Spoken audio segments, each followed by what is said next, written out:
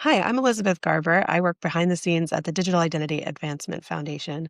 Today, I'm here with Grace Klutke, who was a 2024 winner of the Kim Cameron Award. It was 2024, right, Grace? Yes, yes. 2024. We're just going to talk to Grace about her experiences winning the award and everything afterwards. Grace, first of all, you're a lawyer. How did you find out about this award? What brought it to your attention, and why did you choose to apply? Yes, I've kind of figured out now being in this space for a little bit, everyone has a roundabout way of coming to digital identity. And I think the same is true for me. So I started out in law school really looking into technology and cybersecurity and wanting to find ways into this field to understand the technical side of the law. And that took me to Kim Cameron's Laws of Identity, which really just opened my eyes to the footholds in digital identity and how that really shapes onto a whole new landscape. And so from that, looking into Kim Cameron more and his journey, I found the Kim Cameron Award and applied and was so grateful to be selected to attend my first digital identity conference. And since then, it's only grown my interest in this field and ways I see myself fitting in. So this award really has been instrumental in helping me gain access to this field. Yeah, and we're so glad to have you because you bring such an interesting and unique perspective to the field. I'm going to back up just a second and ask you to introduce yourself. Tell us what it is that you do, um, uh, and any other history that you want to give us. Mhm. Yes. My name is Grace Klutke. I'm a lawyer. I currently work with international law in many different ways: international investment treaty arbitration, human rights law, climate change. So I've been very fortunate to have kind of a diverse look at international law. And a lot of that connects back to digital identity and how countries and regions in conflict are having to safeguard their digital identity, the ways that the law looks at digital identity and the gaps that they have right now in terms of protecting that. So that's really my background and how I've kind of connected.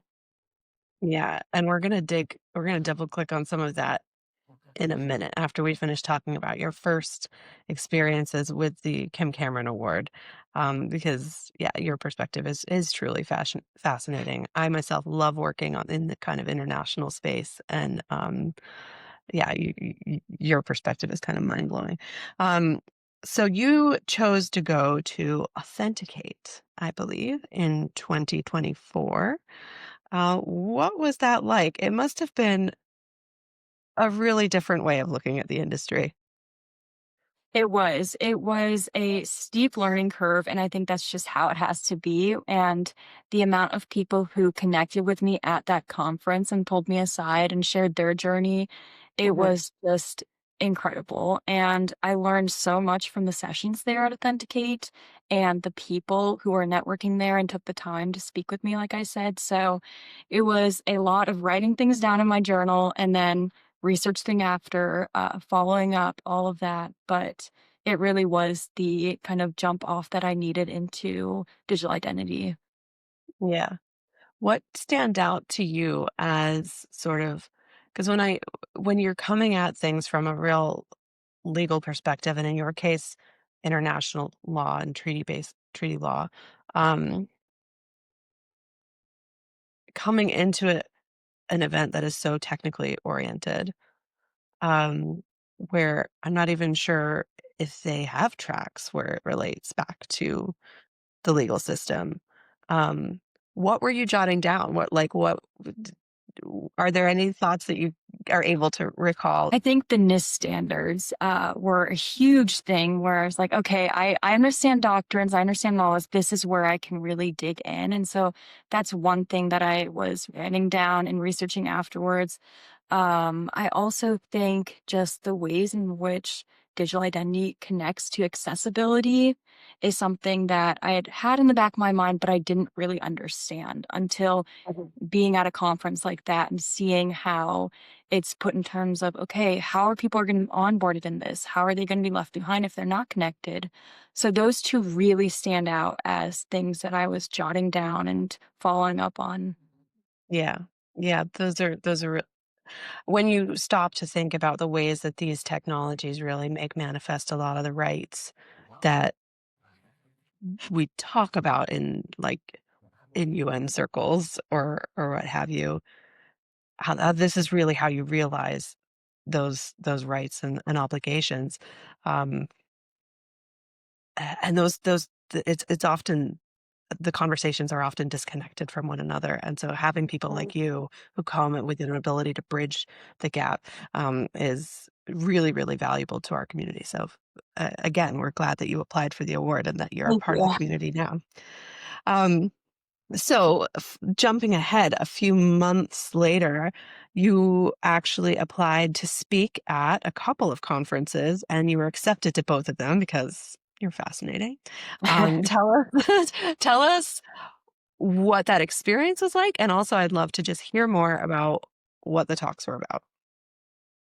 Yeah, so this again connects back to the Digital Identity Advancement Foundation. I would not have even considered submitting proposals for those conferences if not for you reaching out and encouraging me to do so. And I remember our first conversation of, I'm interested in this and I see that you've been interviewed about this. How can that fit into a proposal? And then you were really instrumental in that process. Thank you. And so I'm so, so grateful for that. And my first proposal was on digital identity on defense and Right. how countries are reacting to their digital identity systems being under threat and kind of the dual nature of that digital identity being a tool for the government to protect, but also sometimes for the government to target citizens. And Mhm. that's a thread that you can just keep pulling on and on. And I think what you mentioned too about technology and law being disconnected plays into that as well, because technology far outpaces law at this point. And so it's usually the law reacting. And I think when it's reactionary, it's insufficient sometimes. And so looking at digital identity on defense, how is the private sector protecting digital identity? In what ways does the law need to fill in some of those gaps while also being really cautious of where the law might um, infringe upon the technology in a way that kind of limits its ability to provide good. So that is a huge topic that I'm still kind of digging further into. And we spoke about at the European Identity and Cloud Conference and also Identiverse as well. You pulled a really fascinating panel together at EIC. I was supposed to be on it, but I got very sick and I was unable to be on it. But I think that probably having fewer panelists was better, and you had a really good conversation. It was Adam, Alex, and Sanjay and myself for EIC. And so that was Yeah. a very quick panel, but really jumped me off into the idea of where can this panel go? And we kind of followed that up at Identiverse, where you were Mhm. there with us and we had kind of a longer format to speak on it. But I just was the entire time during both of those panels just so excited to speak about these issues. And each panelist had a different side Mhm. of the problem. So that was amazing. Yeah, and at Identiverse, I think we brought Tina Srivastava onto stage as Yes. well. She shared her experiences as a founder and of a biometrics security company as well. Um, and yeah, they were fascinating talks because, or the mix of panelists was really interesting that you brought together. Particular standout insights that you walked away with from the panels that you did. I think the Mhm. biggest standouts really occurred after the panel when people would come up and say, "Oh, I listened to your presentation. It really got me thinking about XYZ." And right after we presented at EIC, someone came up to discuss kind of the connection back to World War II and how the national registries of identities were safeguarded in those forms, even when they were kind of on paper and not stored in a more digital capacity. And everything cycles back in terms of history and how it Mm, comes up in new ways. And that was really eye opening to look at that connection to history and then try to fit other concepts as well to what we've seen in the past. In terms of identifers, there were a lot that stood out as well. I think the idea that we need to be careful of how the government plays a function in digital identities and when that can be a tool for oppression was something that I really came away with as well. mhm. But there's so many, too many to mention that kind of jump me off into new kind of thought points from there. Yeah. I mean, that's a really interesting topic, actually. In Berlin, just a couple of miles away from, I went to the Stasi Museum with a friend of mine and another member of the identity community, Dima Posnikov, and I went there one EIC, can't remember which year, but seeing some of the identity um, management systems that they had in place on paper, of course, um, was really interesting, both before and after the end of World War II. Um, it makes you reflect on the ways in which governments can use those tools for good or for ill, Right. and what protections are you putting in place, both to safeguard your systems today and also for the regimes that are in power in future. Um, all of that is really interesting to think about, and it's wonderful to have lawyers and technologists talking together about those problems. What would you say to somebody who's considering applying? We've just opened up the Kim Cameron Award for the next cohort of applicants. What would you say to folks who are thinking about putting in an application? I would heavily encourage anyone who's interested in cybersecurity and technology who wants to dive deeper into digital identity to apply. This is such a fortunate experience that I've had, and it has jump started in many ways, different ways that I've progressed in the law. I just spoke at a practicing law institute panel on AI and international arbitration, which doesn't fit, narrowly under digital identity, but it's because of my time with the Kim Cameron Award and going to these conferences that I was able to jumpstart into these different areas. And Mhm. so do not be discouraged if you feel you don't have the language to communicate at these conferences, because it is its own language, really, with the abbreviations and everything that you'll see. People are so welcoming. They want to hear your perspective. And it's also important that they hear your perspective because this is the new wave of technology that's being created. And so, whether you come with a background in cybersecurity or law, like I have, it's important that you attend and you let your voice be heard.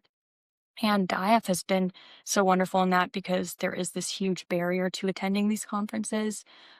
And the fact that they pay the financial side of that to give you a space at the table is just Mhm. really important. So I would say if you're at all interested to really work on your application and show that and apply because it can help you in so many ways. And hopefully you take that and bring it into your career and try to give back to the field as well. Great. I completely agree with that. It's very important that we get these diverse voices around the table in this industry because it's an industry that touches all sectors and it touches all lives. So yeah, we need diversity, we need diverse voices, and we need um, multidisciplinary perspectives at the table. So I think in addition to, applying for the Kim Cameron Award, I think that they should also take a leap and submit proposals as well. I'm sure many people are already doing that, and they've already gone down that path, but I think that's another way, even if you don't think that you have something that's worthy of being presented, go forward and don't, hold yourself back because your guidance in that has been really, really helpful. So, mm, find ways to, join the table no matter what they may be, and I think that's probably the last note I have for now. yeah, submit proposal, get up there on stage and speak. And if you have a topic that's really great, but you don't feel like you're the expert yet, we can help you pull together a panel of experts Right. that will, make you become more of an expert. And it'll also ensure that that topic that you think is really important makes its way onto stage. So yeah, completely agree with that piece of advice. Thank you, Grace. Thank you. And with that, I guess we'll stop recording. Thank you so much for being here, sharing your perspective, and for being a part of our digital identity community, Grace. Thank you so much. Of course.